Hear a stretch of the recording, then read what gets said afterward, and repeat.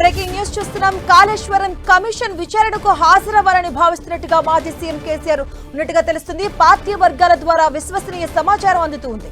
June 5న విచారణకు హాజరు కావాలని కేసీఆర్ కు కాళేశ్వరం కమిషన్ నోటీసులు జారీ చేసిన నేపథ్యంలో కాళేశ్వరం ప్రాజెక్టు విఫల ప్రాజెక్టుగా ప్రచారం చేస్తుంది కాంగ్రెస్.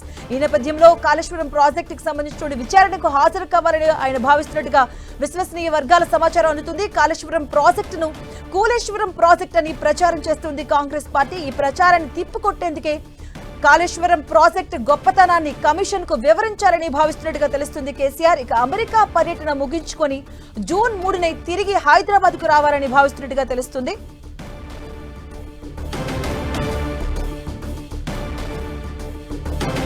ఇదే అంశానికి సంబంధించిన పూర్తి అప్డేట్స్ మా కరెస్పాండెంట్ కరుణాకర్ అందిస్తారు. కరుణాకర్, మాజీ ముఖ్యమంత్రి బీఆర్ఎస్ అధినేత కాళేశ్వరం కమిషన్ ముందు విచారణకు హాజరు కావాలని చెప్పి భావిస్తున్నట్టు తెలుస్తోంది. వచ్చే నెల 5న కమిషన్ ముందు విచారణకు హాజరు కావాలని చెప్పి ఇప్పటికే పీసీ ఘోష్ కమిషన్ కేసీఆర్కు నోటీసులు జారీ చేసింది.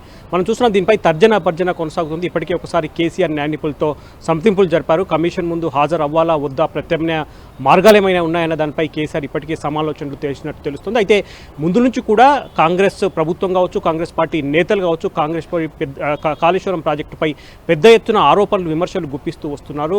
కాళేశ్వరం ప్రాజెక్టు విషయంలో 1,00,000 కోట్ల అవినీతి జరిగిందని, ప్రాజెక్టును నాణ్యతగా నిర్మించలేదని చెప్పి అందుకే మేడిగడ్డ బ్యారేజీ కూలిపోయే పరిస్థితికి వచ్చిందని చెప్పి కాంగ్రెస్ పెద్ద ఎత్తున ఆరోపణలు విమర్శలు గుప్పిస్తుంది. దాంతోపాటు ముఖ్యమంత్రి రేవంత్ రెడ్డి కాళేశ్వరం ప్రాజెక్టు కాదు, అది కూలేశ్వరం ప్రాజెక్టు అని చెప్పి పెద్ద ఎత్తున ఎద్దేవా చేస్తున్న పరిస్థితిని మనం చూస్తున్నాం. కాబట్టి ఇదంతా కూడా ప్రజల్లోకి తప్పుడు సంకేతాలు వెళ్తుంది. ఇటువంటి సమయంలో పీసీ ఘోష్ ఇచ్చిన కమిషన్ విచారణకు గనక హాజరు కాకపోతే మరింత డ్యామేజ్ జరుగుతుంది. ప్రజలు అదే కాంగ్రెస్ చేస్తున్న ప్రచారమే నిజమని నమ్మే అవకాశం ఉందని చెప్పి కేసీఆర్ భావిస్తున్నట్టు తెలుస్తుంది. కాబట్టి కాళేశ్వరం ప్రతిష్టాత్మకంగా బీఆర్ఎస్ ప్రభుత్వం చేపట్టింది కాబట్టి ఆ ప్రాజెక్టు యొక్క గొప్పతనాన్ని, ప్రాజెక్టు ఎంత నాణ్యతతో నిర్మించాం, ఇటువంటి అంశాలన్నీ కూడా కాళేశ్వరం ప్రాజెక్టు నిర్మాణంలో ఎటువంటి తప్పు జరగలేదు, ఇటువంటి కీలక అంశాలన్నీ కూడా కమిషన్ ముందు చెప్పడం ద్వారా మరోసారి ప్రజల్లోకి తీసుకుపోవాలని చెప్పి కేసీఆర్ భావిస్తున్నట్టు తెలుస్తుంది. కాబట్టి ఆ మేరకు సూత్రప్రాయంగా ఇప్పటికే నిర్ణయం తీసుకున్నట్టు తెలుస్తోంది. వచ్చే నెల 5న నేరుగా పీసీ ఘోష్ కమిషన్ ముందు విచారణకు హాజరవ్వాలని చెప్పి కేసీఆర్ నిర్ణయం తీసుకున్నట్టు తెలుస్తోంది. ఇక కేటీఆర్ కూడా అమెరికా పర్యటనకు ఈరోజే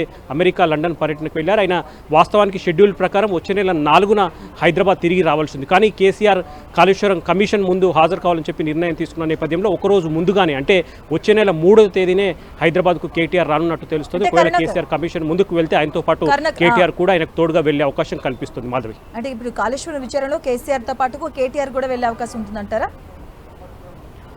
అదే కేటీఆర్ ఈ మేరకు ఇప్పటికే నిర్ణయం తీసుకున్నట్టు తెలుస్తుంది. కేసీఆర్ న్యాయ నిపుణులతో సంప్రదింపులు జరిపిన తర్వాత ఆయన కాళేశ్వరం కమిషన్ ముందు హాజరు కావాలని చెప్పి ఇప్పటికీ ఒక నిర్ణయం తీసుకున్నట్టు తెలుస్తుంది. కేటీఆర్ కూడా ఆయనకు తోడుగా వెళ్లే అవకాశం ఉంది. ఆయన కేటీఆర్ అమెరికా షెడ్యూల్ ప్రకారం వచ్చే నెల 4న హైదరాబాద్కు రావాల్సింది.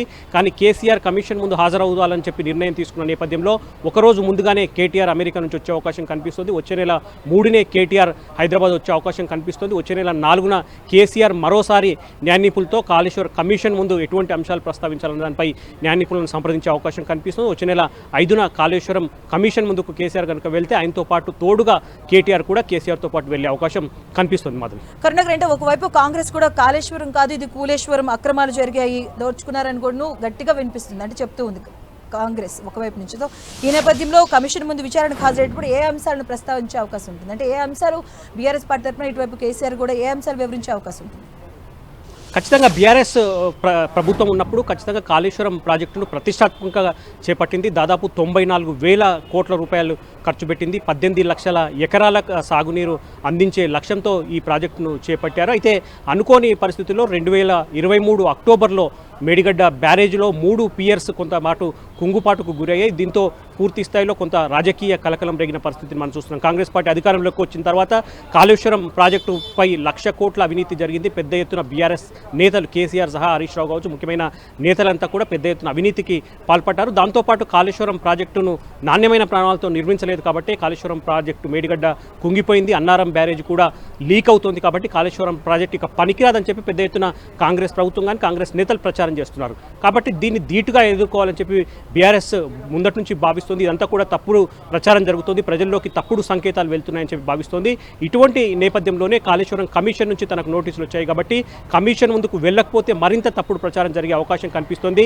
బీఆర్ఎస్ గత ప్రభుత్వం తప్పు చేసింది కాబట్టి కమిషన్ ముందుకు వెళ్ళలేదన్న తప్పుడు సంకేతాలు వెళ్తాయని చెప్పి కేసీఆర్ భావిస్తున్నట్టు తెలుస్తోంది. అందుకే ముఖ్యమైన నేతలతో న్యాయ నిపుణులతో సంప్రదించిన తర్వాత చివరికి కాళేశ్వరం కమిషన్ ముందు హాజరు కావాలని చెప్పి మాజీ సీఎం కేసీఆర్ నిర్ణయం తీసుకున్న పరిస్థితిని మనం చూస్తున్నాం. కేసీఆర్ తో పాటుగా కేటీఆర్ అలాగే హరీష్ రావు కూడా హాజరయ్యే అవకాశం ఉంటుందా, ఆయన వేరేగా హాజరయ్యే అవకాశం ఉంటుందా? అంటే ఇద్దరికి వేరువేరుగా నోటీసులు ఇచ్చిన పరిస్థితి మనం చూస్తున్నాం. మాజీ సీఎం కేసీఆర్కు వచ్చే నెల 5న కమిషన్ ముందు హాజరు కావాలని చెప్పి నోటీసులో పేర్కొనడం జరిగింది. ఇక వచ్చే నెల 6న మాజీ మంత్రి హరీష్ రావును కమిషన్ ముందుకు హాజరు కావాలని చెప్పి పేర్కొనడం జరిగింది. దాంతోపాటు బీజేపీ ఎంపీ ఈటెల రాజేందర్ను వచ్చే నెల 9న ఈ కమిషన్ ముందుకు హాజరు కావాలని చెప్పారు. కాబట్టి కేసీఆర్ కేటీఆర్కు విడివిడిగా నోటీసులు ఇచ్చారు, విడివిడి తేదీల్లో వాళ్ళను విచారణకు హాజరు కావాలని చెప్పారు. హరీష్ రావు కూడా న్యాయ నిపుణులతో సంప్రదింపులు జరుపుతున్నారు. కమిషన్ ముందు తాను నీటిపారుదల శాఖ మంత్రిగా ఉన్నప్పుడు ఏ అంశాలను ప్రశ్నలు అడగబోతున్నారు, దానికి సమాధానాలు ఏ విధంగా చెప్పాలని చెప్పి. కాబట్టి కేసీఆర్తో పాటు మనకున్న సమాచారం మేరకు BRS working president KTR BC commission అంటే పీసీ కమిషన్ ముందు కేసీఆర్ తోడుగా కేటీఆర్ వెళ్లే అవకాశం ఎక్కువగా కనిపిస్తుంది. మాధవ్. Okay, thank you కర్ణక్.